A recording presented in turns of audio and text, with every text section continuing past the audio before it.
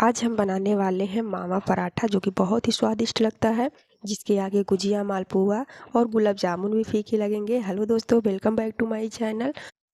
तो अब हम बनाते हैं मावा पराठा। तो इसके लिए सबसे पहले हम लेते हैं गेहूं का आटा। तो यहाँ पे देखिए हमने 1.5 कप गेहूं का आटा ले लिया है और इसको हम अब गूंथ लेते हैं। तो कौन कौन मेरी तरह आटा को बीच में कटोरी की तरह बना लेता है, फिर इसमें पानी डालता है। तो हम तो ऐसे ही जब भी आटा गूंथते हैं तो इसी तरह से गूंथते हैं। फिर इसमें हम थोड़ा सा पानी डालेंगे और इसको हम गूंथ लेंगे। थोड़ा थोड़ा पानी डालते जाएंगे और इसका बहुत ज़्यादा हार्ड भी नहीं, बहुत ज़्यादा नरम भी नहीं, एक सॉफ्ट सा डो हमें लगा लेना है। तो 4 से 5 मिनट में इसको अच्छी तरह से हम गूंथ लेंगे। और आप चाहें तो इसमें ऑयल भी डाल सकते हैं, लेकिन हमने बिल्कुल सादा आटा ही गूंथा है। और फिर लेते हैं एक बड़ी सी कटोरी या प्लेट ले लीजिए। यहाँ पे हमने लिया है मावा। तो ये मार्केट का मावा है, बहुत ही हार्ड है। तो इसको ऐसे हम मसलेंगे तो सही से मसला नहीं जाएगा, तो इसलिए इसको हम कद्दूकस कर लेते हैं। देखिए दिखने में कितना टाइट टाइट है।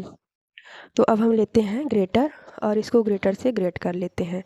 तो यहाँ पे ग्रेटर के ऊपर रख करके हल्के हल्के हाथ से इसको हम दाबते जाएंगे और मावा हमारा अच्छी तरह से ग्रेट हो जाएगा, ताकि जब हम पराठे में भरेंगे तो इसकी स्टीफिंग बिल्कुल बराबर फैलेगी, बिल्कुल गुठलियाँ नहीं रहेंगी। इसलिए इसको पहले हम ग्रेट कर ले रहे हैं। घर का मावा हो तो और भी बढ़िया है। तो आप वैसे ही, इतना ज़्यादा हार्ड नहीं होता है, बिल्कुल नरम होता है, उसको भी भर के आप बना सकते हैं।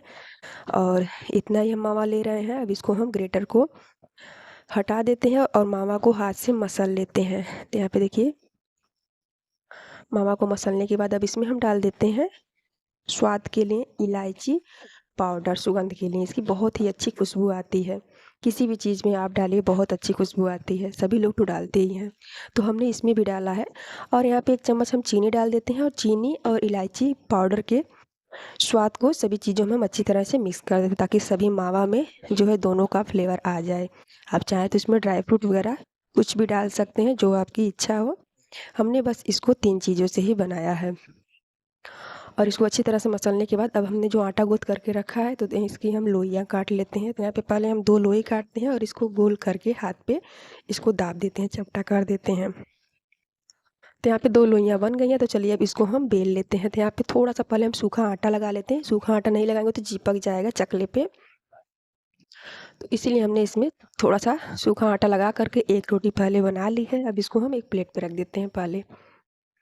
और इसी तरह से दूसरी लोई पे भी हम आटा लगा करके उसकी भी एक रोटी बना लेते हैं। 2 रोटी पहले हम बना लेते हैं और फिर ये जो हमने मावा की स्टफिंग बनाई है ना, इसको ऊपर से डालते हैं और हाथ से ही इसको हम फैला देते हैं। स्पैचुला से भी आप फैला सकते हैं, लेकिन हाथ से ज़्यादा बेस्ट रहता है। अच्छी तरह से चारों तरफ फैल जाता है बराबर। और फिर जो इसके किनारे हैं रोटी के, हाथों में थोड़ा सा पानी लगा करके उंगली से इसको चारों तरफ से हम पानी लगा देंगे, ताकि जब हम ऊपर से रोटी रखेंगे ना तो वो चिपक जाएगी, खुलेगी नहीं इसकी परतें। तो इसलिए चारों तरफ से हमने पानी लगा दी है और फिर ऊपर से जो हमने रोटी एक बना करके रखी उसको रख करके चारों तरफ हाथ से बढ़ा करके दाब देते हैं और उसको बीच में से फिर दाब देते हैं। और दाबने से क्या होगा, थोड़े थोड़े जो किनारे बचे हैं पानी लगा कर हमें चिपकाया है, उसकी साइड तक भी जो मावा की स्टफिंग है फैल जाएगी। और फिर थोड़ा सा सूखा आटा लगा देते हैं मुँह पर और चकले पर भी। तो अब इसको आटा लगाने के बाद थोड़ा सा हल्का सा हम बेलन चला देते हैं। बहुत ज़्यादा हार्ड मत चलाइएगा, बहुत ज़्यादा तेज़ नहीं चलाइएगा, टाइट, बिल्कुल हल्के हल्के हाथ से इसको थोड़ा सा हम बड़ा कर लेते हैं। और यहाँ पे तवा जो है हमारा बिल्कुल गर्म था, उस पर हमने इस पराठे को डाल दिया है। और आप चाहें तो छोटा छोटा भी बना सकते हैं। हम काफ़ी बड़ा बड़ा 2-3 ही बनाए थे। और इसको एक साइड से सेकने के बाद दूसरी साइड हम पलट दे रहे हैं।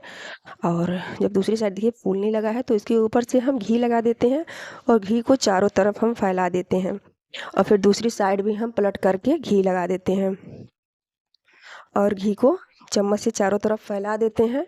और फैलाने के बाद देखिए हमारे पराठे जो हैं कितने फूले फूले बन रहे हैं और मावा भी नहीं निकल रहा है, चारों तरफ से फूल भी नहीं रहे हैं। इसीलिए हम पानी लगा दिए थे, ताकि इसकी जो परतें हैं फूलेंगी नहीं। तो यहाँ पे एक पराठा बन करके रेडी हो गया है और दूसरे पराठे को भी हम इसी तरह से डाल देते हैं। तो इसमें हम स्टफिंग भर करके डायरेक्ट बेल लिए थे, 2 रोटी बना करके नहीं चिपकाए थे।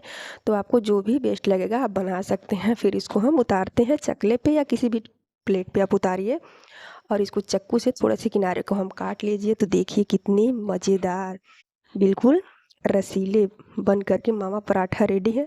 और इसको हम छोटे छोटे पीस में काट लेते हैं ताकि देखने में भी अच्छे लगेंगे और खाने में। तो इस तरह से आप लोग इस होली मावा पराठा बना करके एंजॉय करें। और हमारी वीडियो पसंद आए तो हमारे चैनल को लाइक करें, शेयर करें और सब्सक्राइब करें।